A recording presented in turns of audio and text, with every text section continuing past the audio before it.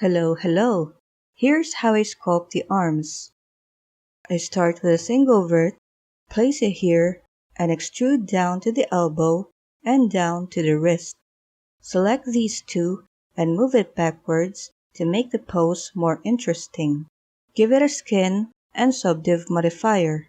Go to Object Mode and convert to Mesh.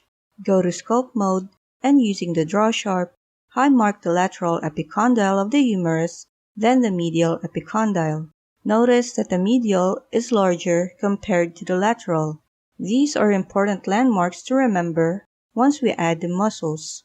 Then here's the elbow, ulnar furrow, then the head of the ulna. You can see this bump on your wrist on the pinky side. Then I inflate this for the biceps.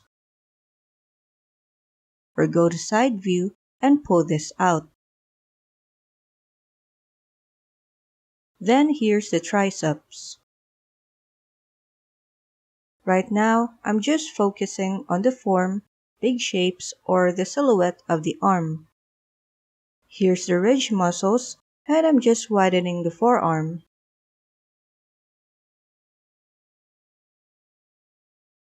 Notice the asymmetry of the arm, which makes it more natural and interesting. Make sure to check every angle and fix the silhouette.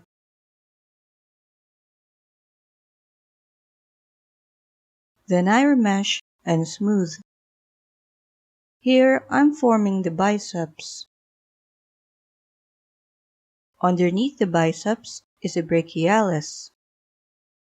You'll see a bit of it on the medial side and a larger portion on the lateral side. Here's the long head for the triceps. Medial head and the lateral head, which looks like a comma. Then here's the tendon, which inserts to the elbow. Then make a dimple here for the lateral epicondyle. The forearm has a lot of muscles, but just group them into three: the ridge muscle, extensors, and flexors. I'm just sketching the muscles loosely for the forms, but I'll get back to them after I remesh.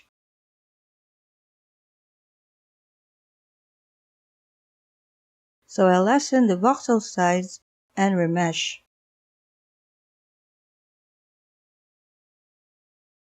I'm just defining the biceps again. What you need to know about the biceps is that it has two heads, and sometimes the separation is visible, which you'll see emerge under the pec and the deltoid. Here's the brachialis on this side, then on this side. Here's the triceps again.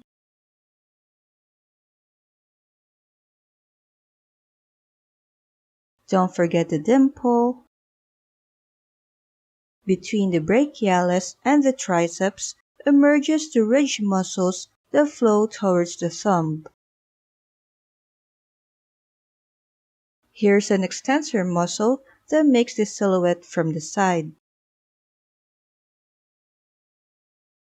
Here are extensor muscles that extend down to the fingers. You'll see it once we make the hands. Then a muscle that overlaps the ulnar furrow. Then a triangular muscle in here. Just remember that the extensor muscles start from the lateral epicondyle down to the back of the hand. Then here are the flexor muscles. It all appears smooth, and it starts from the medial epicondyle down to the front of the hand. Then I just smooth.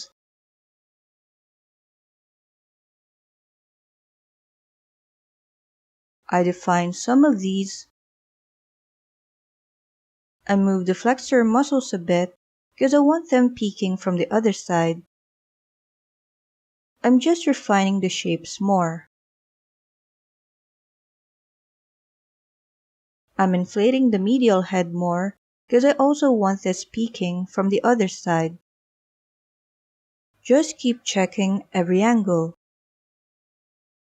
I really don't know how to explain my thoughts at this point because I'm just trusting my gut on what looks proportionally good on my character, so I'm constantly fixing the forms like widening some stuff a bit.